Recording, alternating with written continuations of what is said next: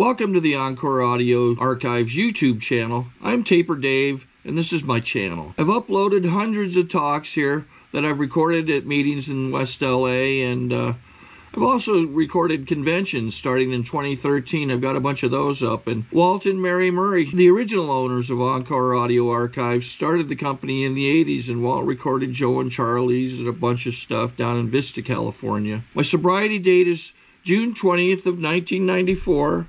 I hope you find something you like, so please like and subscribe to my channel and comment down below. If you want to hear something that I don't have or that you don't see, I'll see that I get it. Anyways, take care and have a great day if you want to.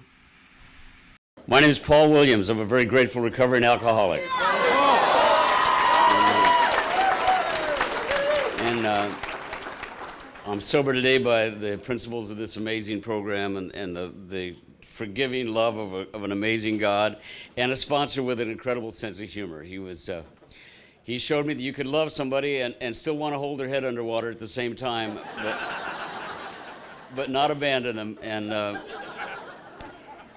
his name was Jerry Hunter, and he died a couple years ago. He had 37 years when he died, and his program could be boiled down to one simple phrase. You know, he'd call me up and he'd say, "How you treating the world today?"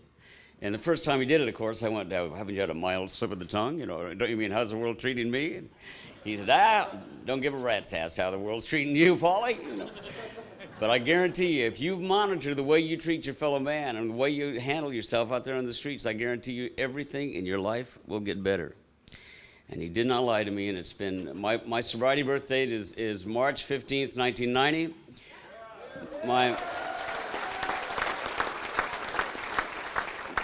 The world's a safer place, trust me. You know, my home group is Lucky 13 at Sunset Beach. We meet right on the sand in Sunset Beach, California. It's called Lucky 13 not because of the 13th step. Nay,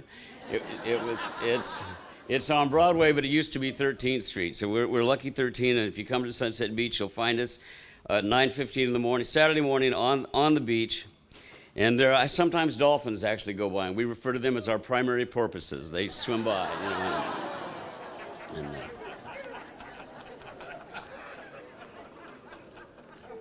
I found that the sobriety countdown really, it was interesting. The road that I traveled during this sobriety countdown is not unlike my own recovery, I think, in a certain way, because, you know, we start out at 50, and I'm going, oh my God, 50, and when am I going to have 50? And then I did the math, and I went, well, never, you know. Basically, never, and you know, so I could have rubbed up against Bob to get as much off of him into my own recovery as I could, and then I realized, wait a minute, he knows I spent a lot of time in Hollywood. He's going to get the wrong idea. But then as we come down, it's interesting because I click into this little place where, you know, it's a kind of a fine line between grandiosity and envy. You know, it's like, they're 27 years. 27. Well, I'll be 20. But then you get down into 8 and 7 and 6, and all of a sudden you begin to see the kind of passion that 90 days gets out of somebody because they just walked through glass, you know.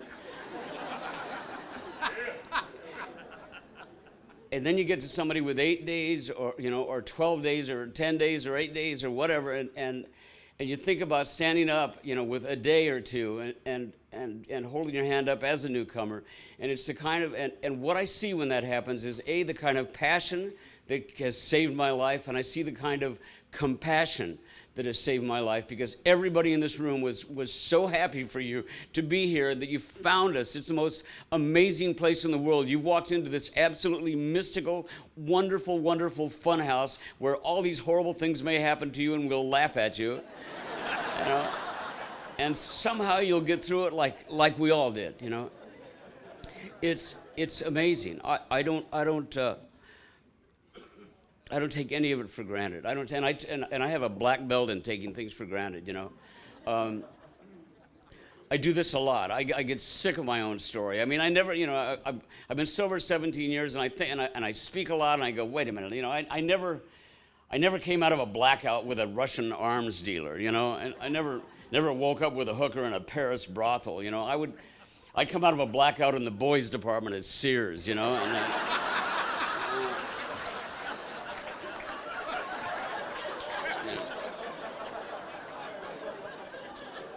trying on sweaters. And, wait a minute, you know. I actually remember one morning in my kitchen surrounded by what looked like tiny little miniature buildings all over the floor. And I came to and I sat up and I looked at this and it was like a model. And then I realized it was all these different kinds of yogurt I'd opened and tried, and great drunk poetry isn't written off of stories like that, but it's not what I set out to do. I actually came to Reading. It's funny, I was talking to Charlie when Charlie picked me up today, and I was in Reading when I was like 23, maybe 24 years old. Was the only other time I've ever been to Reading. And what I was doing up here is I played a kid in a play. I was 24, but I looked like a 13-year-old, I looked like a 13-year-old until you put me next to a real 13-year-old, then I looked like a 13-year-old with a hangover. It was but it was a living. Anyway, I came up here to do a play. And right before I'd gotten the job to come up here, there was a place up here called Central Valley Pancake Summer Theater. It was a summer stock theater in Lake Shasta. And if anybody's been around here long enough to remember the 60s, you might remember that little theater, a tiny little theater up here. So I got the job to come up here, and all of a sudden, my mom calls me from Albuquerque because I'd moved out from Albuquerque, and she says that, the military's looking for you. I went, oh, because it was Vietnam, And so I called, and I was supposed to go do my physical, which was, I think I was like 4'7" at the time, I could run under coffee tables when I was a little kid. I was, tiny, So the idea of going to Vietnam and carrying a gun and becoming a tunnel rat, which is what everybody told me I would become, was not high on my list of things I wanted to do, So anyway, I called to postpone my physical because it was right in the middle of when I was going to be in Reading, being a paid actor. I got like $130 a week or something fabulous at the time. So I called the guy and I said, by the way, momentito, I'm sure that I'm too short to be in the service. Actually, at the time I was like almost 5'2", and I found out that the cutoff was 5 feet, 5 feet and 100 pounds, and my body started building a brick. I went, wait a minute, and I said, you know what, I have a job, they gave me the postponement and all. I came up here to Reading to do this job, knowing that I had to go back, and I weighed like at the time probably 118. So all the time I was Reading, it's a part of my story, I lived on dried apricots and amphetamines.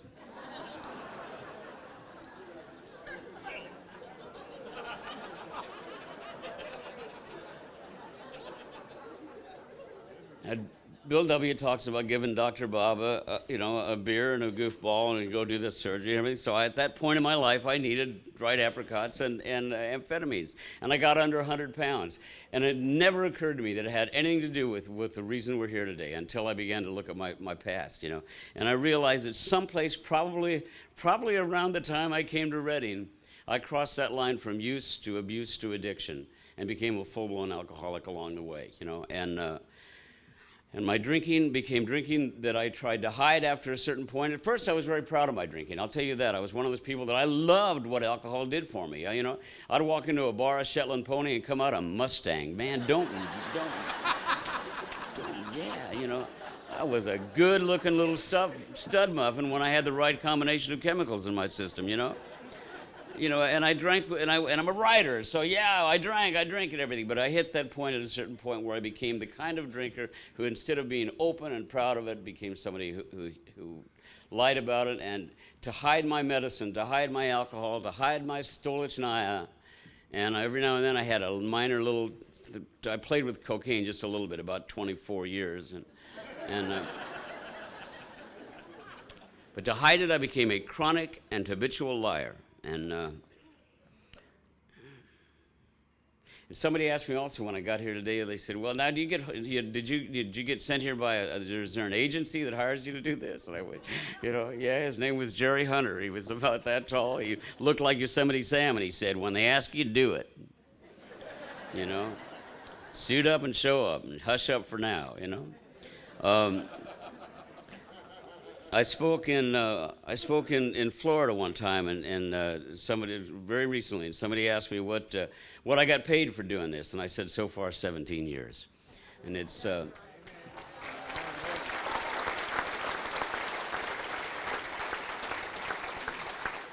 It's the best deal I ever found in my life. Now I want to say something, not all of you in the room, but I'm going to say something to somebody who's sitting there listening to the tape right now, because I do this a lot, and I know that the tapes, that we made these wonderful tapes, and thank God for them, because I listen to them. Sometimes I'll be driving someplace to speak, and I'll sit and listen to Earl H. or somebody that just saves my life that day. I love Earl. Love Earl. Woo! Did you ever hear Earl's story when he first got sober? Earl says, that he could not handle the Serenity Prayer. So his sponsor said, I'm going to give you, I love this, I'm telling Earl's story. Sponsor said, you can't even handle the Serenity Prayer. When you get up in the morning, I want you to hit your knees, look at the heavens and say to your higher power, whatever. Then at the end of the day, hit your knees, look up there and say, enough. That's how you're going to turn it over until we get you a little better, But speaking to the person who's listening to this tape, we talked, if you listen to the first part of this tape, you heard a gentleman talk about the 11th tradition. The traditions are incredibly important to Alcoholics Anonymous. Now, I'm Paul Williams, and I'm a recovering alcoholic. And if this tape or this CD has wound up in the hands of somebody with a major newspaper or some little, the East Podunk Veterinarian Journal has decided to write about my recovery, I give you permission to do that. I give you permission to write about the fact that I was a drunk, that I was 49 years old when I got sober. Didn't have the best childhood, but I had the longest.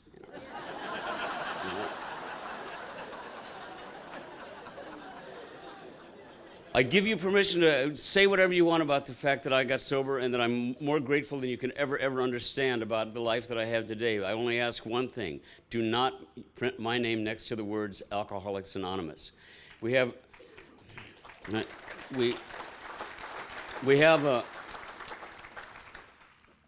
tradition. The 11th tradition states that we remain anonymous at a level of press, radio, and film, and Anderson Cooper's show, and the fact is that there's a reason for it. Let me explain it to you, little lady sitting there with your typewriter or your laptop. When I'm saying this, I'm 17 years sober, and you tell everybody that I'm a member of Alcoholics Anonymous, and I go out and get drunk, everybody's going to go, well, not everybody, but a few misinformed people will say, well, I thought he's in that there AA. That there AA must not work. That there AA works just fine. If Paul Williams gets drunk, it's because he didn't do what he's done for 17 years, which is show up, suit up, and work so far a perfect first step. The rest of it's a little iffy, but a first step that,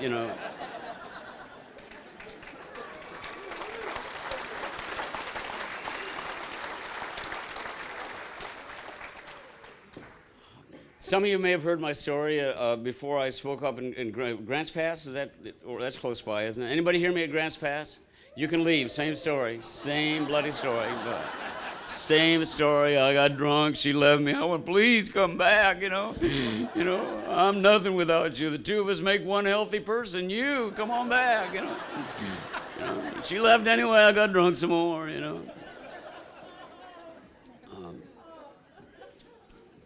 So if you heard my story, you can. That's basically it.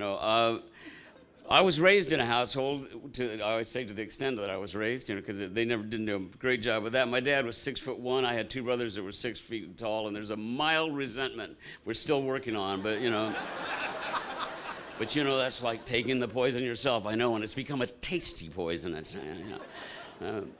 No, I had two great brothers, and they're both recovering alcoholics. My older brother Jack died. God bless he was sober a bunch of years before he died, but not in the rooms. You could see his knuckles from a spaceship going over. Just a sweet man though. And I have a younger brother who's almost 6 years sober,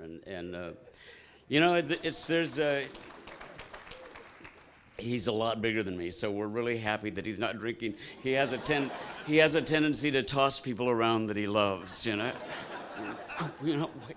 I'm airborne,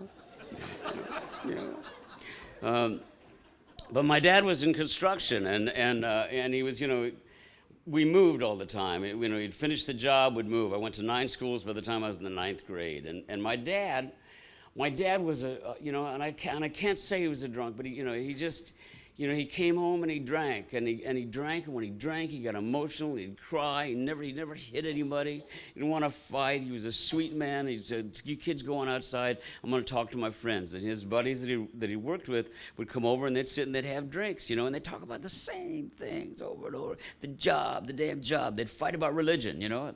It was a religion, politics, I'm going to tell you, if my dad and I had been watching the returns from South Carolina tonight, you know, it would have been nasty in the room, because his politics, he wanted to drop the big one on South America just for stealing our name. You know, it was like, he was, you know, as right-wing as you're going to meet, and, you know. But I don't talk about politics up here because my son sat right in front of me one time, and I said something really clever about somebody, and my son came up to me afterwards and he said, "Dad, I hope there wasn't a real, you know, somebody on the opposite side of your, you know, your process, you know." There was a newcomer walking into the room that day, and I went, "Oh man, from the mouths of babes," you know, and. Yeah, and so I caught myself. So I don't, you know, I've got opinions on everything, and if you want to hear them, we'll talk later, but from up here, I'll try to stick to my story. My dad was a really sweet man, and I tell, there's one story that I always tell from the podium about my dad. My dad would get me up to drink. My dad would get really drunk at night, really, really drunk. And then he'd get me up and he'd say, "You're going to sing for my friends." And sometimes there were friends there, you know. Yeah. You know.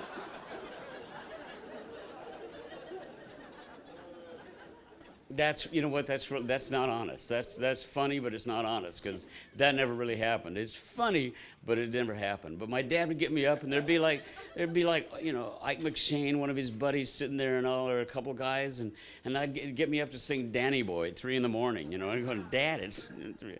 No, I just got up and I sang, you know. And one time my dad got me up, it was like 4 a.m, it was still dark out, it was raining horizontal, just, you know, blowing. We lived in Lucasville, Ohio, which is right where Kentucky and West Virginia and Ohio come together.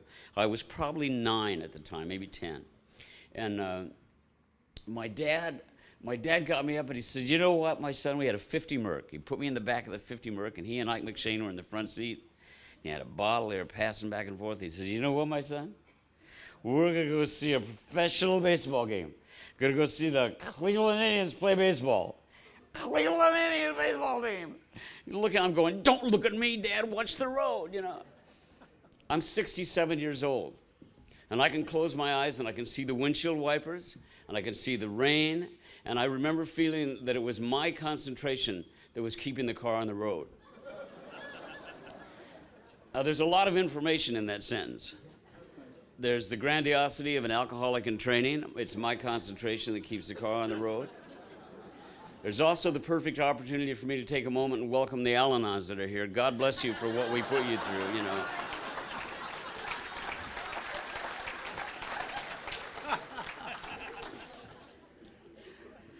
He's really sorry. He'll tell you more about it later when he gets a little more time, but he's really sorry for what he did. And boy, I was. But here's my dad, right? I got to see the Cleveland Indians play baseball. He drives through this incredible rainstorm. He drove to Cincinnati. We drove to the wrong city. The Cleveland Indians don't play in Cincinnati, you know. So we get there, and the stops raining, and there's not another car in the parking lot. And my dad's go, "Well, we're going to get really great seats, I'll tell you that, you know."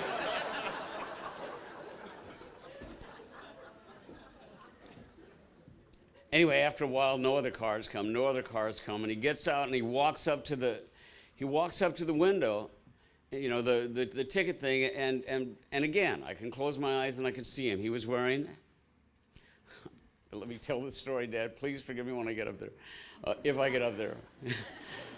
He was wearing suit pants and what we now call a wife beater and slippers to go to the, you know, yeah, that's what he wore out of the house, you know.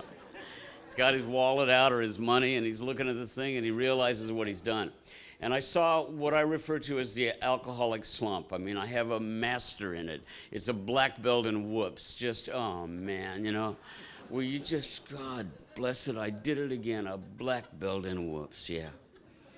And, and he walks back to the car, and it's just, and I know what he's thinking. I know what he's thinking now because I did the same thing again and again myself, He's thinking, I screwed up. You try to do something right, and you screw it up, Williams, So he gets back in the car, and he said something to me that is a reason for me telling the story. He looked at me, and he said, Paulie, there's not going to be a baseball game today, but it's the thought that counts.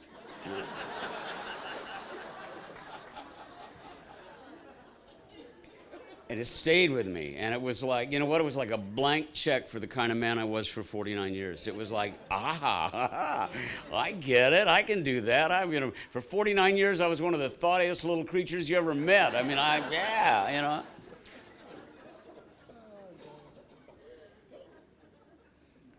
Then I found these rooms. When I came into these rooms, you guys told me, no, it's not about the thought. It's not the thought that counts. It's not even the emotion that counts. What you feel, it's about your actions. You're responsible for your actions. That's what I heard from Jerry Hunter. You're responsible for your actions. Become spiritually vigilant. It says in the big book of Alcoholics Anonymous, the spiritual life is not a theory. We have to live it. How do I do that? I become spiritually vigilant. What does that mean? How the hell do I do that? I learned through the years that my windshield gets dirty on the inside. That's it for me. My windshield gets dirty on the inside. I have to stay conscious of my actions. I have to try to show up and tell the truth and try to be a better man today than I was yesterday. And I've never had more fun. My dad died in a single car wreck in Lucasville, Ohio. He had been to a party. He had a bunch to drink. He was driving back, and he hit the abutment of a bridge, and he died about a week later. God, I would love for him to have known about AA. I wonder. You get into that. I wonder what's. They've asked me to come speak at the 25th. I guess I don't know if it's their 25th annual or their first annual at 25 years meeting of adult children of alcoholics. And I've never been to an adult children of alcoholics meeting in my life. I'm going to try to cram 3 or 4 right before I go speak at their convention. Try to catch up on my tortured look, and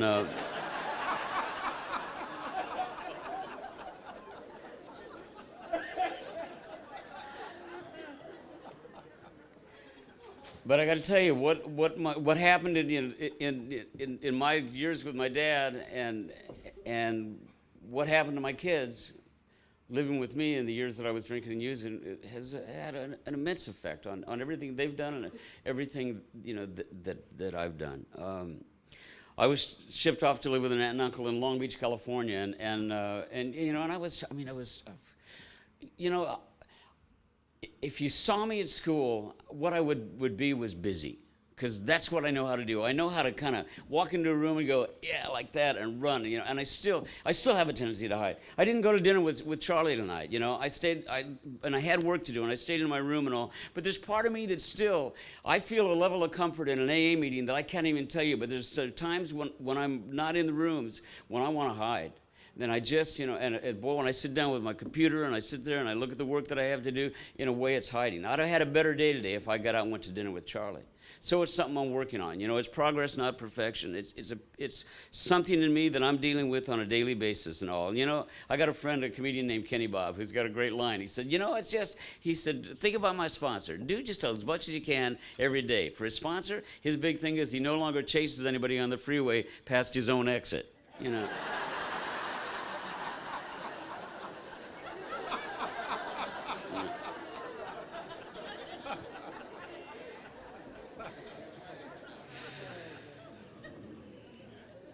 So I went to live with my aunt and uncle, and they drank and they fought, and I just and I somewhere along that time, it wasn't so much that I started drinking then, is that I felt so bloody uncomfortable, and yet what was going on my face never reflected it. I lived in fear. Fear is the great activator of all my character defects, and boy, one of my first defects is that no matter what I'm feeling, I can show you fine. I can show you advanced fine. I don't even know I'm that scared.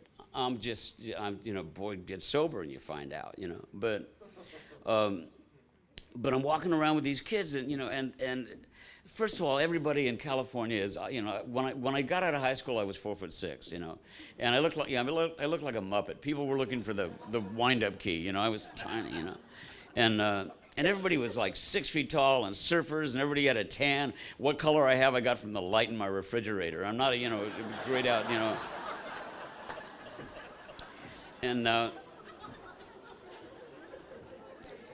And I had a really slow body clock. I mean, you look at me, and if you ever see me I did a couple of pictures when I was in my 20s, and I look like I'm 12 or 13, I mean, I remember the most horrible place in the world for me for the first years of my life was the shower at gym. I mean, it was like standing there going, God, I don't care how big you make me, just cover me with fur. Let's get this body, you know.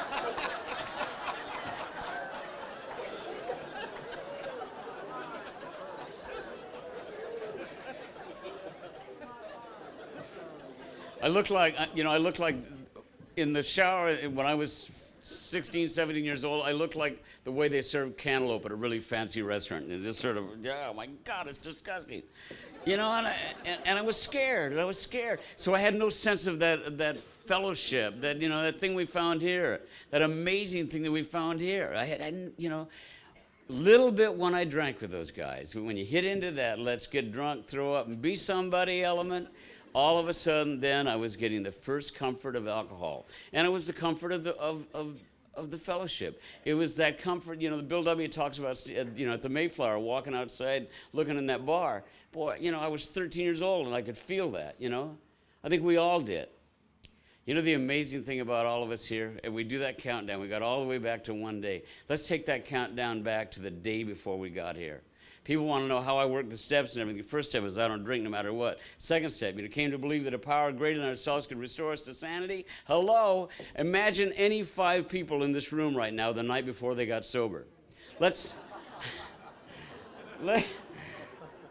back that countdown instead of 1, and we all stand up and now let's go into a nice horror film. Let's go back to the night before we all got here, because I know what mine was like, and I would be willing to guess you can take any 5 people in this room and put them together on the night before, and the cops would have been there in about 13 minutes, But the most amazing thing is I would be willing to bet I have bet my life on this, that I could take any 4 people in this room or 5 people in this room, including me as one of them, put us in a car to drive across country. And I'm telling you right now that we wouldn't have to wait till we were in Omaha to become buddies. There'd be a level of connection that I have never felt in my entire life. The fact that I can walk into a room, here in Reading, or even in Japan, or anywhere where alcoholics are gathered, and I get a level of comfort that I have never, ever felt in my life. That level of safety. And that's the first thing, it's safety. Because when I feel safe, I can slip into the next room right next to it, which is trust. And when I begin to trust, I stop running the show. When I stop running the show, things start going the way they're supposed to go, I digress.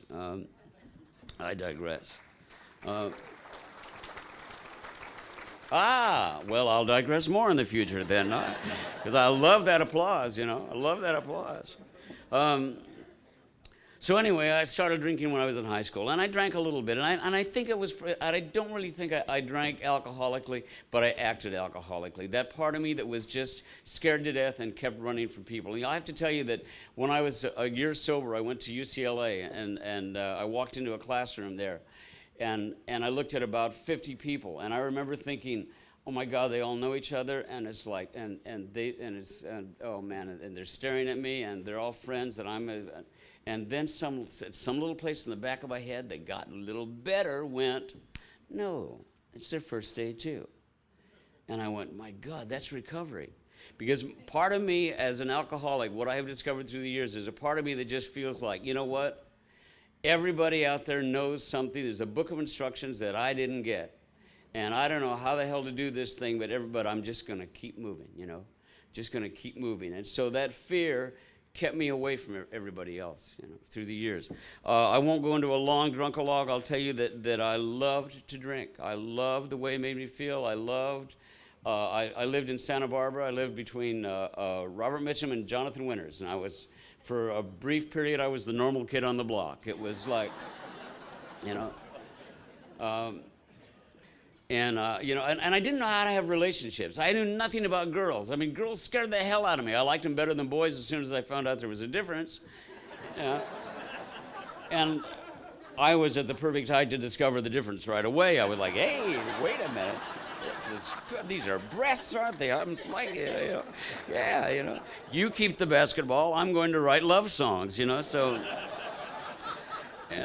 And that's basically how that happened. And I became a songwriter. And in the 70s, I wrote some codependent anthems that, I spoke at Hazelden's 50th, and at the same time, Claudia Black, who wrote Codependent No More. Is that her? No, Melody Beatty wrote Codependent No More, was in the next room, and I thought, God, when worlds collaborate, and because I wrote some what I refer to as the ouch mommy songs, it's like, come here, I'm nothing without you, and all. But but the career went, the drinking accelerated, and what I found is if alcohol made me feel big enough to deal with the rest of the world, then cocaine made me feel like I could shoot basketball for money. It was just the most amazing discovery, and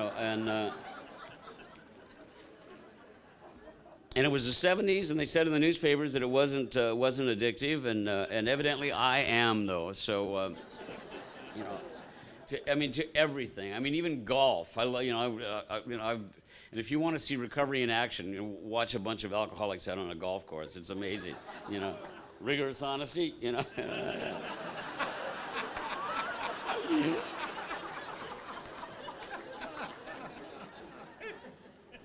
The story I always talk about me playing golf is anyway, I get distracted.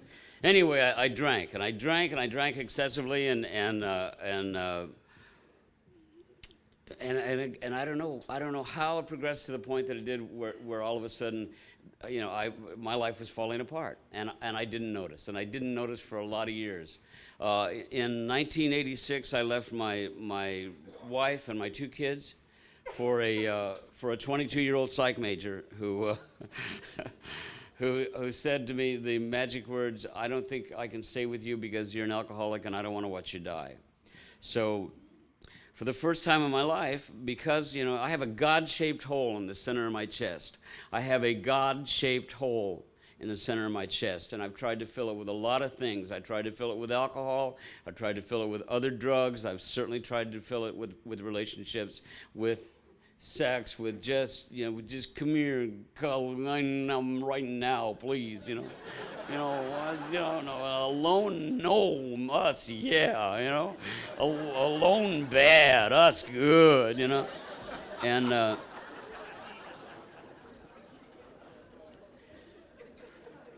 because I didn't know how to be alone.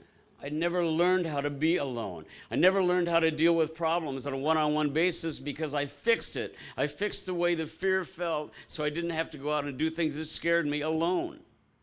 I never sat in the problem, with the problem, moved into a solution and walked through it and got on the other side and went, well, that wasn't so difficult, No, instead I've medicated the feeling, And I did that until I met this little girl. And she was, because I did not want to lose her, I went to a place called Schick Shadle in Santa Barbara, which is aversion therapy. Aversion therapy, if you haven't experienced it, is a really interesting thing. I had heard about it. I heard that they let you drink whatever you wanted up there, and I thought, well, it's the perfect place for me to go to learn about. And incidentally, this is no reference on this specific place. It may work fabulous for everybody, and I'm sure there must have been some talk about AA and the like up there. I never heard it. What they do at aversion therapy, if you haven't been exposed to it, is they go up and they give you a shot to make you really, really ill. And then they take you into a room, and you sit in a room with a big bowl in front of your chair. And I said, what's the bowl for? They said, you'll find out. And yeah, exactly. This is, if talk of vomiting gets you, you better run out of the room right now. But They give you the shot and then you start drinking, and oh, it's awful. You get so sick and so sick, and then you go sit in a room for like 3 hours and you think about it, you know. But by God, it worked, you know. Oh, also, every other day, they give you a shot of sodium pentothal, truth serum, right? They give you that, 100, 99, 98, 3. You know?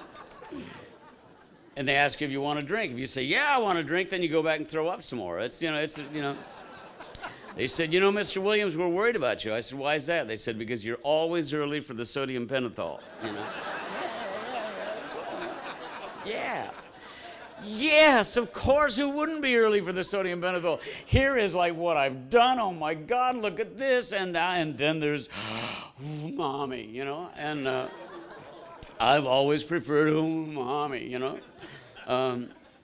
But it worked. For 7 months, I didn't get a program. I didn't get a sponsor. I might have gone to a couple of AA meetings just so somebody would see me there and maybe spread the word. But yeah. For 7 months, I did not drink. For 7 glorious months, and I'm sure I was a joy to live with, you know, I did not have a drink. And then I went to Jamaica to work on a project. Went to Ocho Rios, Jamaica. Beautiful home, pool, all white, lush greenery around. Guy in a white jacket and a silver tray comes up to me and he says, Mr. Williams, would you like to have something to drink? Well, perhaps a rum and coke. I went, bling, you know. I went, wait a minute, you know, it's 2 o'clock in the afternoon in Ocho Rios, Jamaica. I haven't had a drink in 7 months. That's 7 months, days and nights and weekends. I am the Paul Williams, you know. I can handle 1 rum and coke. So 2 o'clock in the afternoon in Ocho Rios, I had a rum and coke. At 2 o'clock in the morning, I was at Bob Marley's grave explaining reggae to a lot of black people, you know.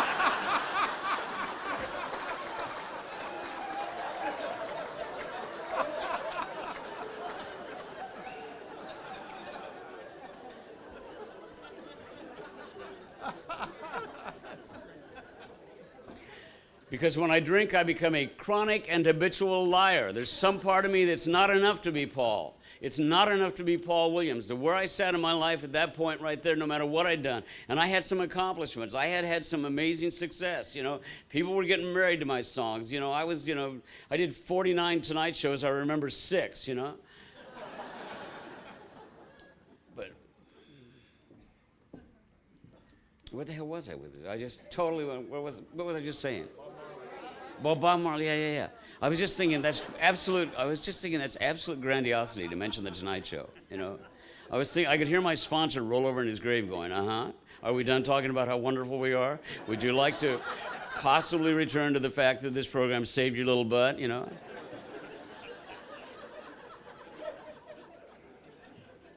It's an amazing process. It's an amazing process that if I continue to give myself to it, I feel fabulous. It's absolutely amazing how things, you know, that don't belong, you know, coming out of my mouth are just, it's like somebody's taken a big chalk thing and done, or one of those, there's a commercial right now where people are saying things and there's little drawings around it to point it out. That's what it's like for me. I say something and I know that what you said, that was just absolute ego. And I'm going, shame, Paulie, and then I move on, you know. And if you're new, incidentally, there's a big thing you just saw here. You know, you do something wrong, you don't go to dinner with Charlie and you feel bad about it, straighten it out right there. You say something you wish you hadn't said at the podium, straighten it out right there. You mention which political party you're on and your kid busts you on it, tell him he's right. You know, if you spill your water, move it away from you, you know. If you're brand new, the one thing I will say to you is this, is if you used a metaphor of a car wreck for where you are right now. If you're sitting out there with a day or a week, whatever, and you look at your drinking as a car wreck that you just survived, that rear view mirror hasn't even stopped vibrating yet. So don't look too long at the life you have behind you. Don't look too long at that and go, oh my God, I'll never be able to fix this. It hasn't even stopped vibrating yet. Give yourself a little time to just love yourself. Let us love you. And when it stops, you'll see some things that are shocking, for sure. You know. Oh no, did I do that? You know? Yeah. Then you can enter into the process of fixing it. Don't do that right away. Give yourself a little time. I will also tell you, and again, I digress, but I digress to program. I find the most amazing thing about my life in this program is that the way I relate to the steps and how I relate to the steps is something that is constantly changing. I give you an example. I made my amends, like everybody else makes their amends. I did my 8th step, and then I did my 9th step. And there was one name on my amends list that I looked at and I went, nope, don't have to make an amends to her. No and no and no. Me, wonderful, her, miserable, you know. Me, poor little victim, her, miserable, you know. And I look at it, and I look at it, and I look at it, and I went, you know what? I'm cleaning this one. I'm cleaning this one. This is something that this was a relationship, a working relationship that just, I'm sorry, she was evil and I was wonderful, you know. I was about 4 years, maybe 3 or 4 years sober. And it's really interesting. There's this place right before I fall asleep that's like between sleep and wake that God uses as a mail slot.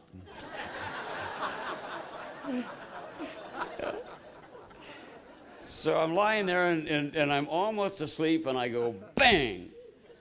This woman, must make amends to this woman. And you know, what had happened is that in the years that had passed, the facts hadn't changed, but I'd gotten far enough away from the facts and far enough away from the emotional entanglement of the facts to let go of the grandiosity and the poor me's and all that crap to go, you know what? You miserable little, you need to pick up the phone and call that lady and apologize. And I did that day. That was a prompt 10th step for me, you know.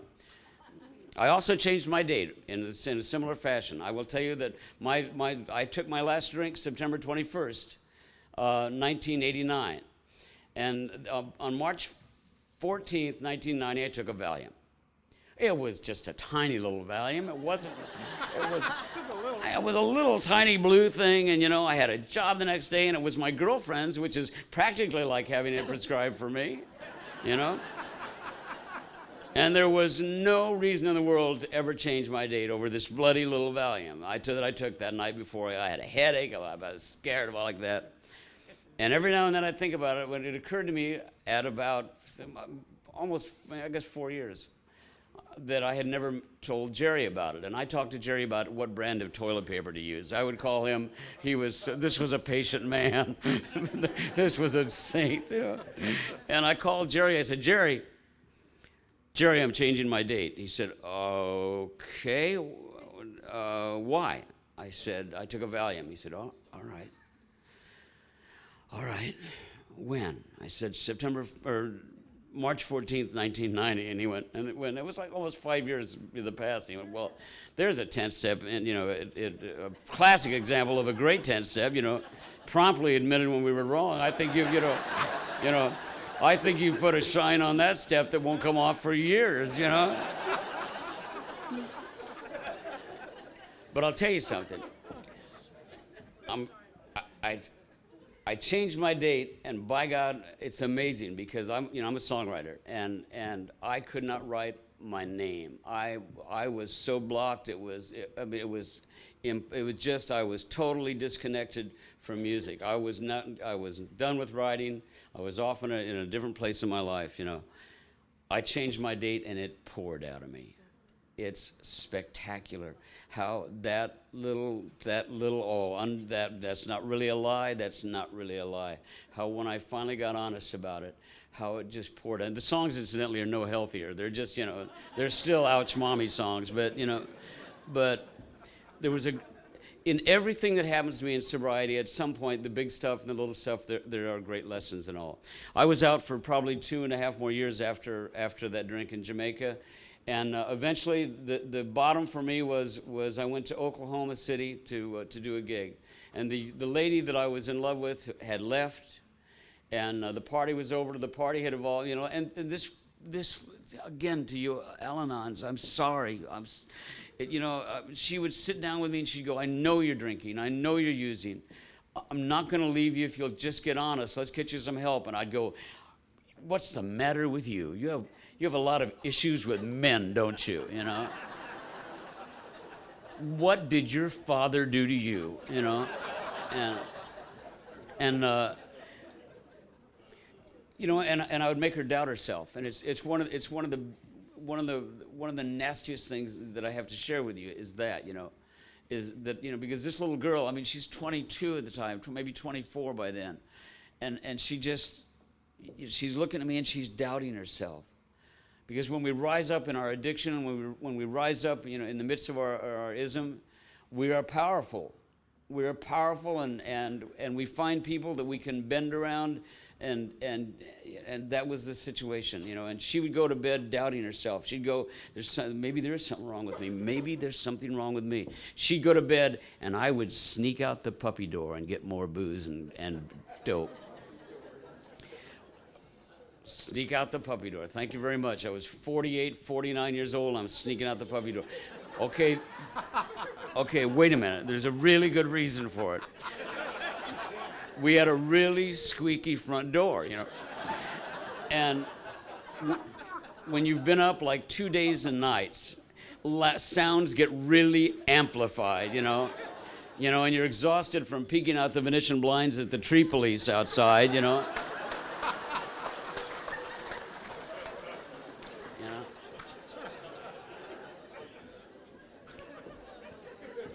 You're hiding your drugs, and then you can't remember your new hiding place, and then you've lost them from yourself, you know.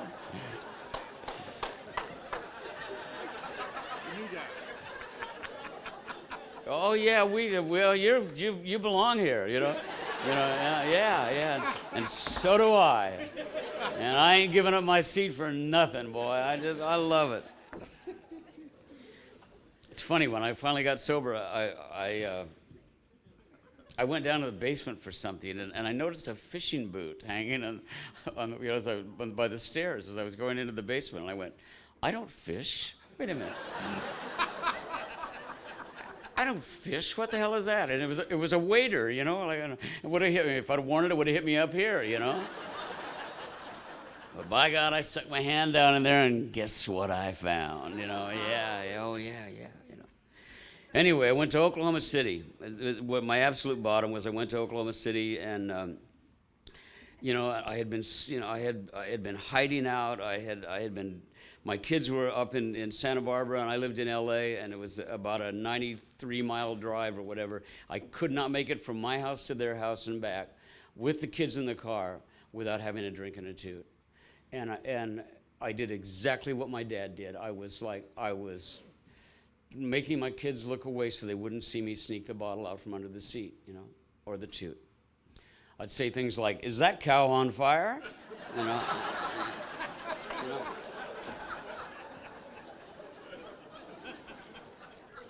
You know that they use snakes to make these lines here, the power lines. They use snake skin. Like, yeah, you know.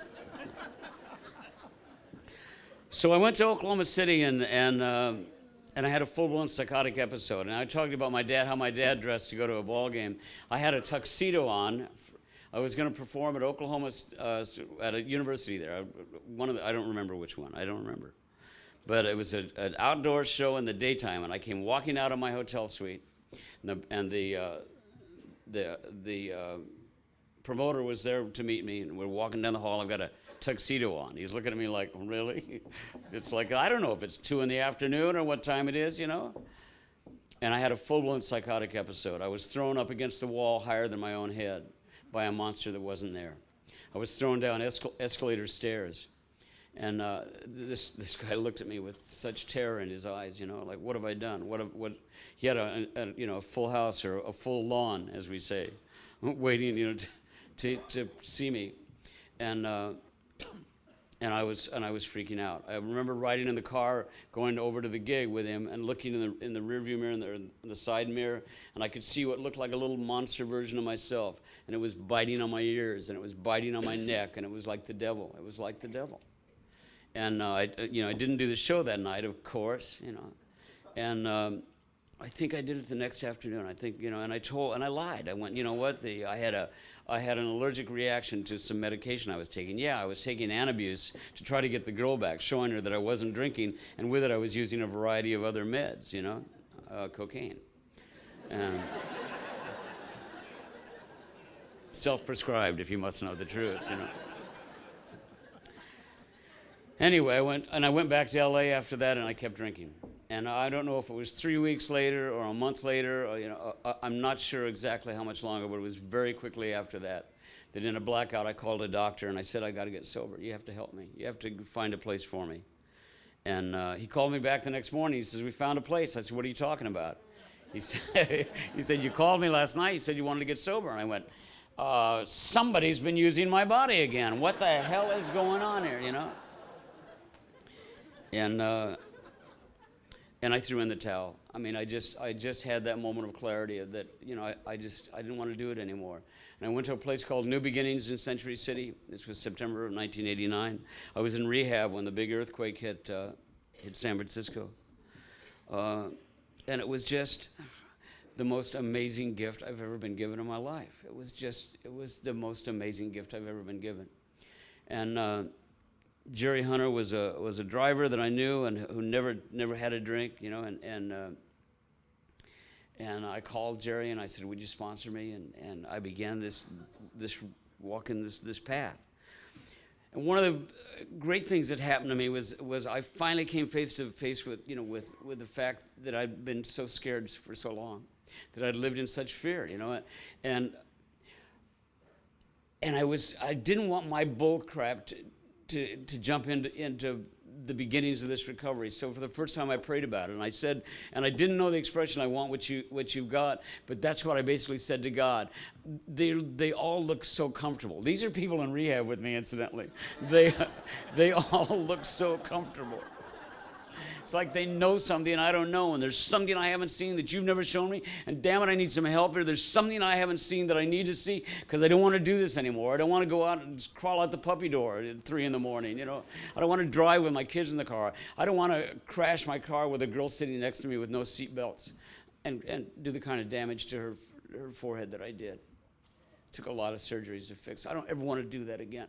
There's something I don't know, and you have to show me. And I grabbed what I thought was a blank piece of paper to write my first step.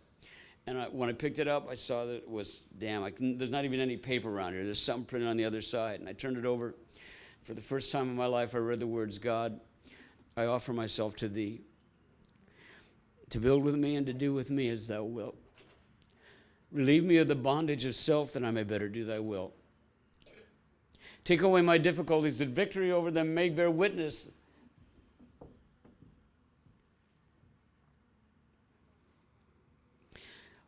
There's something that happened to me when I read the words bondage of self, that I got that I'd been taken prisoner. And I'm not one of those people that makes amends to himself. I'm not one of those people that does that. I was not like, first off, I got to talk to little Paulie here because he's been so, no. Paulie was a monster at times. Paulie was all grandiosity. But I really got that I denied myself the chance to grow up. And really grow up. I'd stayed a kid as long as I medicated the fear. So that was the beginnings of the whole deal for me, And I loved Alcoholics Anonymous right away. First Alcoholics Anonymous meeting that I went to, they took us to from rehab. I stood up, I said I wanted to say something for all of us that are here from rehab.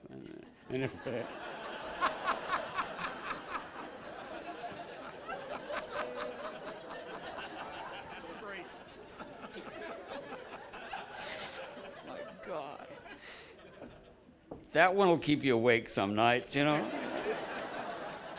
Yeah, Paul Williams. I saw him when he came in. He made a little speech for the group,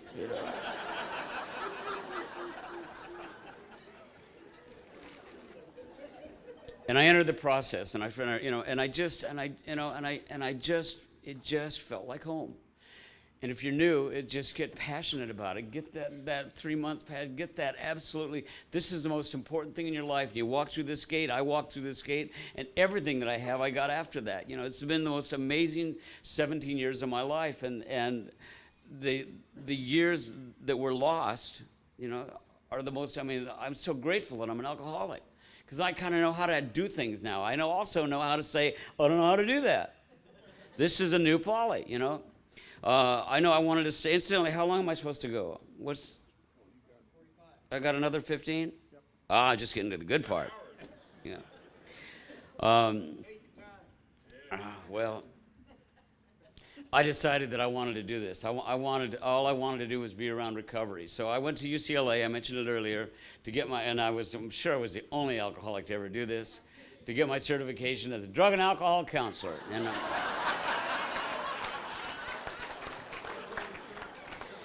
And I entered into what I like to refer to as the Polly Lama period of my life,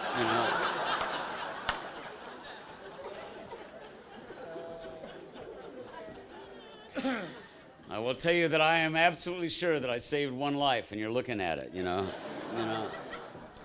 It was a great little transitional tool for me, and I was passionate about it. I loved it. I was pulling people off of bar stools. I wanted to give this away. Rarely have we seen a person fail a flail. On the golf course, that's what we say. Rarely have I seen a person flail who has thoroughly followed our path. I play golf anywhere in the world except Ireland. They keep grabbing me going, "Where'd you hide the gold, you little bastard?"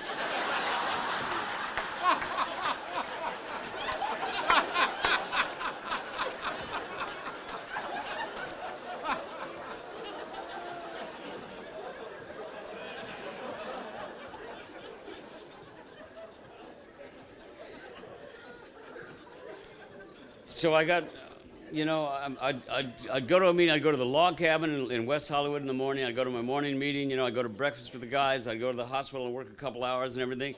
And it was just, it's just walk into the room and go, "Hi, I'm Paul Williams, and I'm an alcoholic, and I'm your counselor." And they'd go, "No, you're not. You're little Enos from Smokey and the Bandit."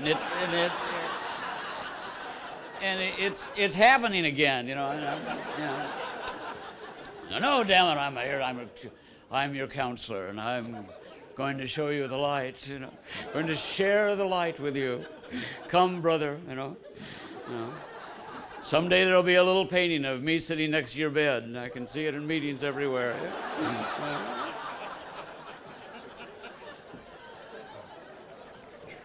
But it's just part of the process. And eventually I started doing life again, and I had a great sponsor who had 37 years when he died, and Jerry was just the sweetest man in the world, and it was like the dad I never had, but it was also like a brother. And it was, it just amazes me that I found this process, and the steps and the traditions give a structure to my life whenever I remember to return to them. And it's as simple as that. I mean, it's a simple program, and I complicate things really easily, But it's given me my life back. I did work for a while, and at a certain point, you kind of returned to life. And I was like a year sober when I got married to somebody. They had less than a year, and that's one of the first things I heard. Whatever you do in the first year, don't do anything. Excuse me, can't finish that sentence. I'm off to go get married. And that didn't work out for either of us after a few years and all.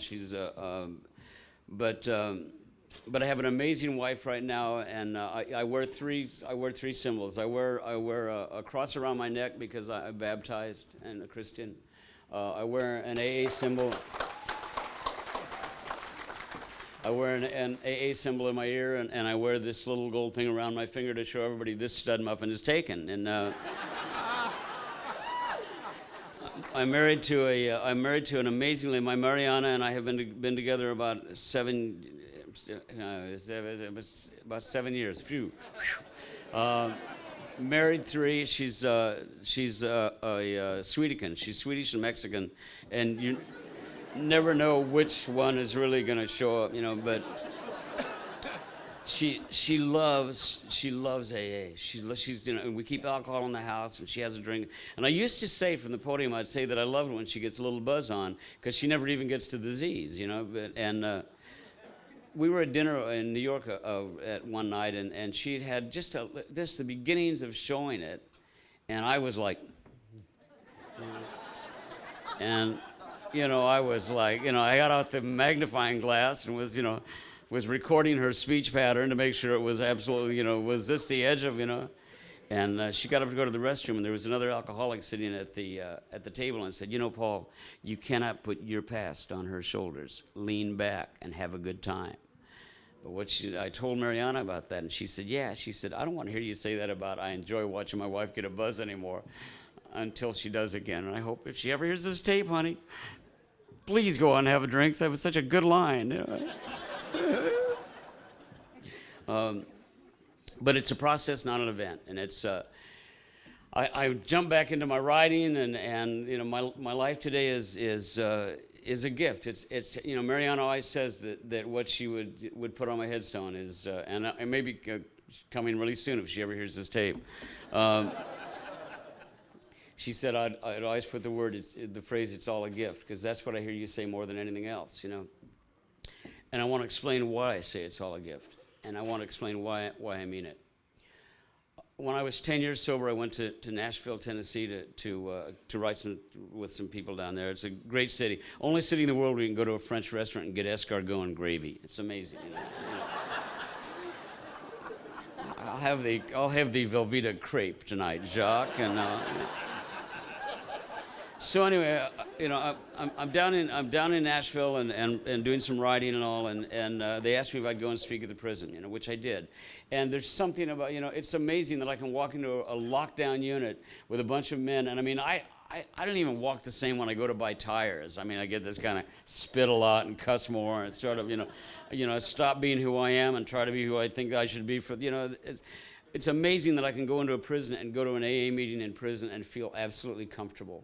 And just, you know, but so I went and I spoke at the prison. And I walked out of there and I was like, well, once again, a river to my people, you know. Just full of self, you know. I went back to the hotel room, and I went up to, and it was just, you know, this sort of magical combination of Gandhi and Jiminy Cricket, you know.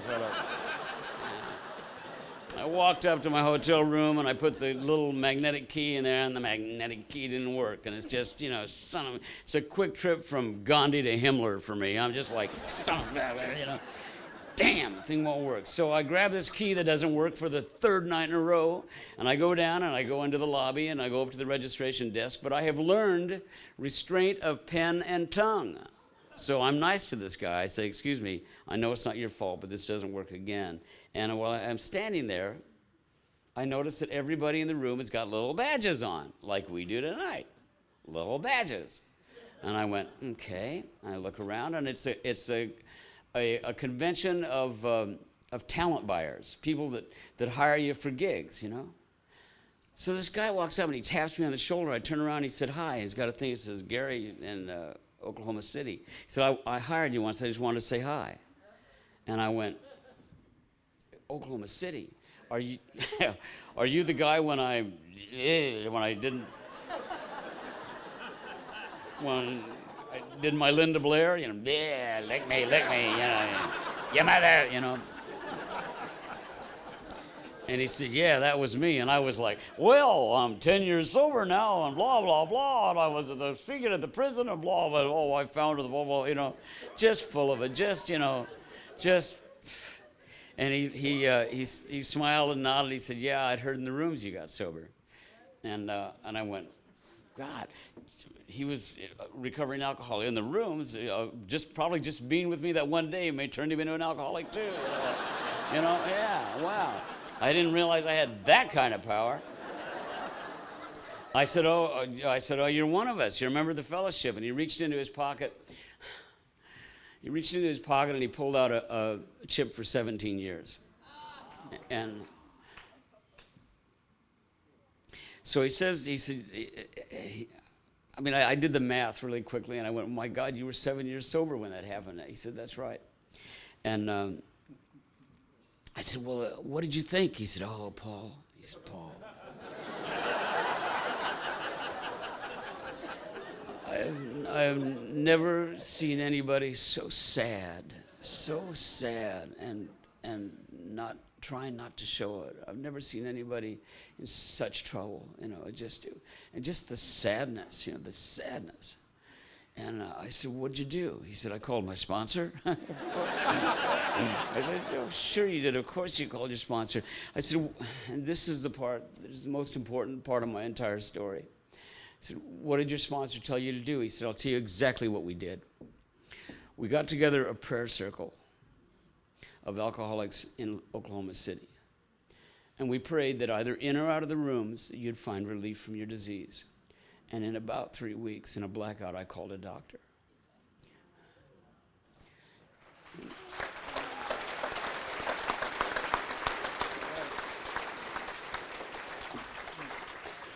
So when we hold our hands, this group stands up tonight, and if we have that moment of silence for the alcoholic in and out of the rooms, there's something mystical in all this deal. This is a blessed bunch of people.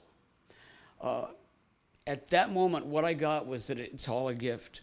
That's where I got it. I mean, I really got it. And I have to tell you that before that, I was one of those people that would say it's all a gift. But there was a piece of me that felt like I'd earned it, that I'd worked for it. That by God, I go out and I speak when they ask me to, and I did the steps, and I got a sponsor, and I did it. And there was some part of me that went, you know what, I earned this.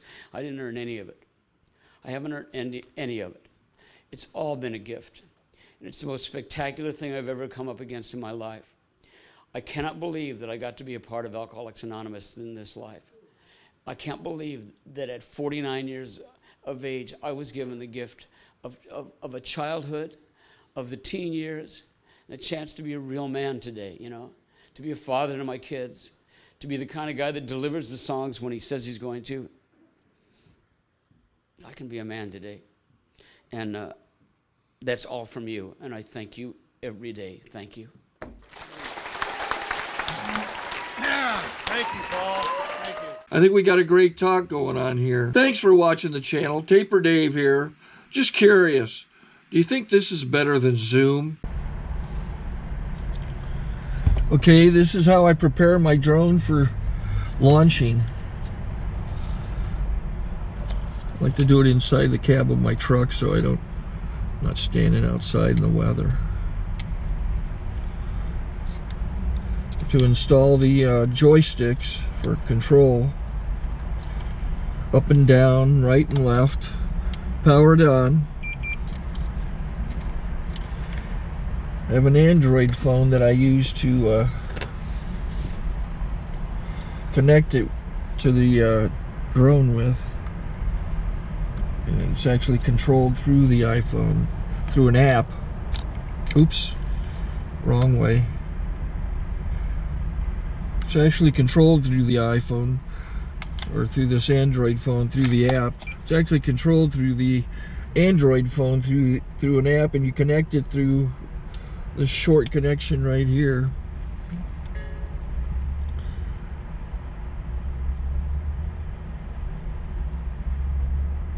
Remote control connected. Remote control's connected. So I pull out the drone. I have to extend the legs. Long legs extended first, then the short legs. Remove the gimbal protector. Set that aside, then power it on one short burst, then one long burst. I lay it down.